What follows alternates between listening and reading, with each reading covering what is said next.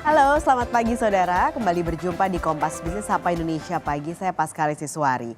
Saudara, di tengah masa kampanye, Pusat Pelaporan dan Analisis Transaksi Keuangan PPATK mencurigai adanya transaksi mencurigakan kampanye peserta pemilu 2024. Transaksi mencurigakan ini kenaikannya bahkan mencapai 100%. PPATK menemukan transaksi mencurigakan dari tambang ilegal dan aktivitas kejahatan lingkungan lain yang mengalir untuk kegiatan kampanye pemilu 2024.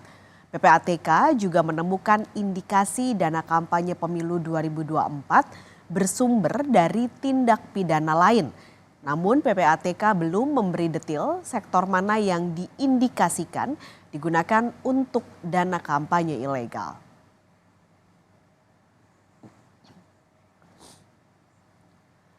Jurnalis Kompas TV Putri Oktaviani sudah siap dengan ulasan lebih lengkapnya. Okta, jadi apa sebenarnya tindak lanjut dari PPATK setelah menemukan adanya transaksi mencurigakan ini?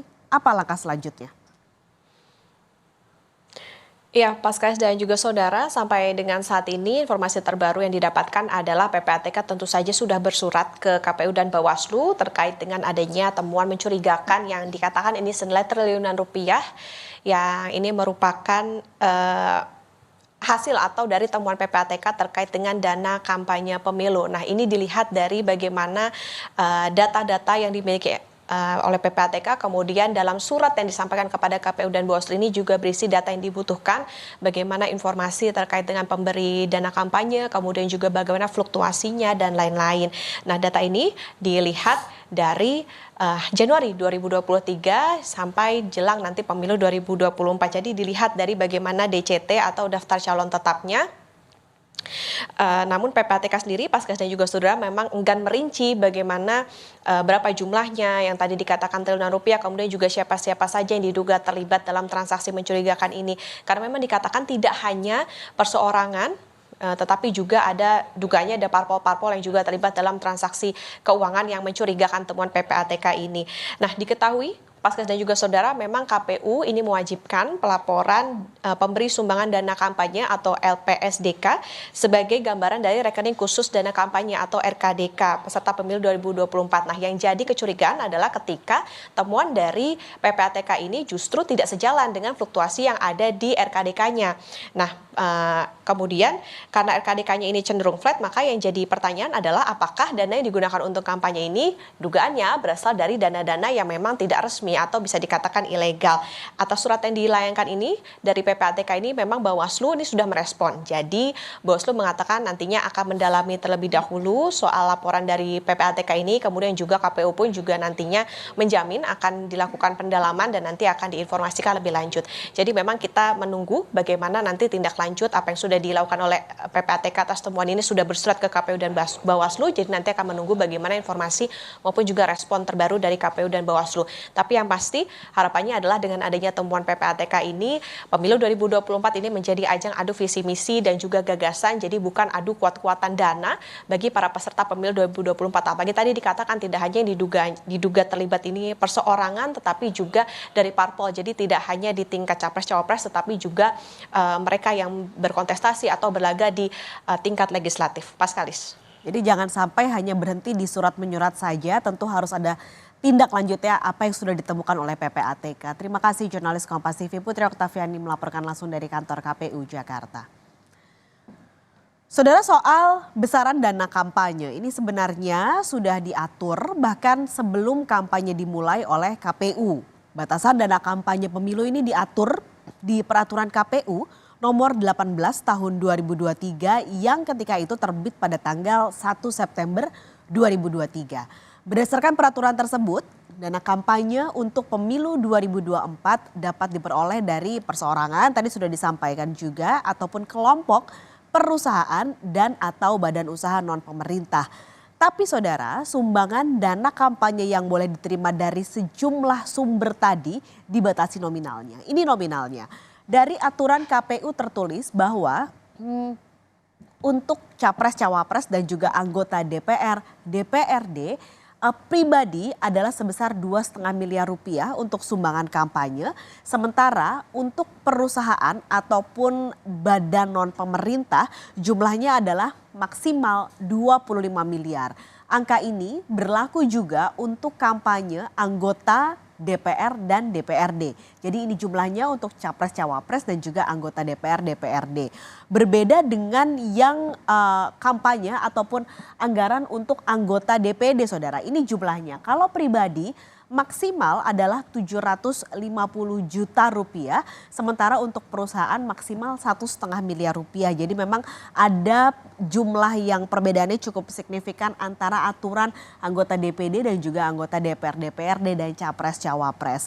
Nah, sumbangan-sumbangan yang diberikan oleh pribadi, kelompok ataupun perusahaan ini bentuknya bisa macam-macam. Jadi ada yang bentuknya uang, ada yang bentuknya barang ataupun jasa. Jika nantinya dalam laporan sumbangannya melebihi ketentuan yang diatur dalam aturan KPU dana kampanye ini, maka dana-dana yang berlebih tadi tidak boleh digunakan.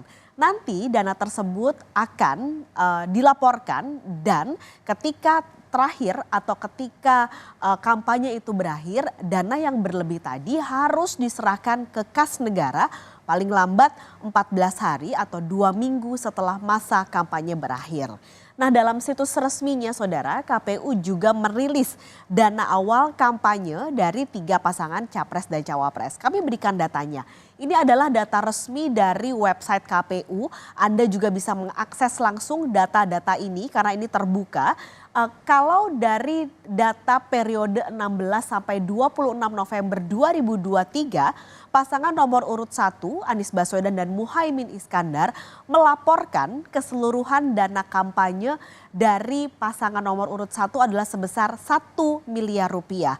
Dana ini didapat dari sumbernya adalah pasangan calon capres dan juga cawapres. Sementara dari pasangan nomor urut 2 Prabowo Subianto dan Gibran Rakabuming Raka totalnya adalah 31,43 miliar rupiah. Kami akan coba breakdown saudara dari angka ini. Sumber-sumber dana dari nomor urut 2 adalah dari pasangan calon sebesar 2 miliar rupiah itu berbentuk uang.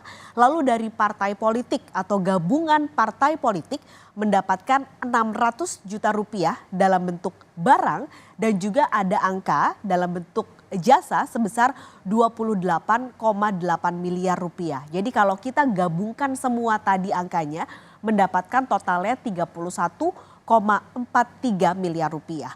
Sementara pasangan nomor urut 3 ini totalnya adalah 2,97 miliar rupiah dan semuanya dalam bentuk uang.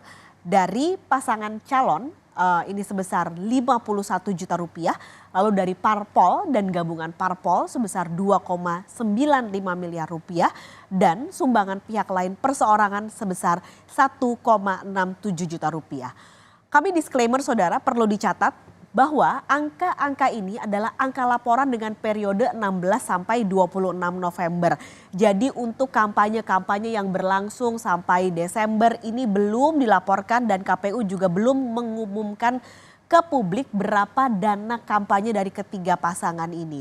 Tentu ini harus diawasi dan dipantau selama masa kampanye sampai Februari nanti apakah benar-benar pelaporan-pelaporan dana ini masuk akalkah gitu dari yang mereka lakukan kampanyenya, dan kewajiban ini tentu penting dilakukan supaya dana kampanye benar-benar transparan dan akuntabel. Jadi kalau ada penyimpangan seperti yang saat ini sedang diendus PPATK tentu harus diusut supaya pemilu Indonesia semakin bersih.